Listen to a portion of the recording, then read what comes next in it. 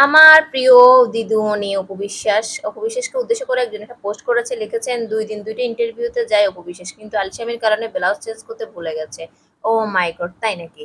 দেখেন তো, আসেন কমেন্টে একটু দেখে আসি কি লিখেছেন। একজন লিখেছেন, "কানের দুলটা সেম আছে, চেঞ্জ করা হয় নাই।" তাই নাকি? ওরা সবকিছু একদম ডিটেইলস লিখেছে। একজন লিখেছে, "আরে একদিনে ২ টা অনুষ্ঠান শুধু শাড়ি চেঞ্জ করেছে বোকারা।" তাই? শুধু শাড়ি চেঞ্জ করছে। শাড়ির সাথে কি ব্লাউজ ছিল না একই রকম?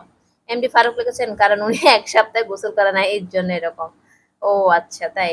রাইট একজন লিখেছেন চাঁদনী রয়। জীবনসাথী লিখেছেন, "হাতে কানে সব মিলে গেছে।" এম আর কারণ উনি ১ সপ্তাহ গোসল করেন। আচ্ছা উনি ১ সপ্তাহ গোসল করেন না কি ২ সপ্তাহ গোসল করাটা আপনি জানেন কেমনে?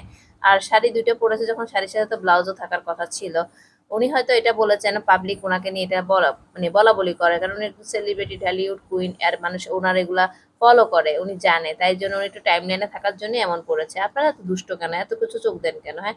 উনি টাইমলাইনে আসতে চেয়েছে তাই এসে গেছে।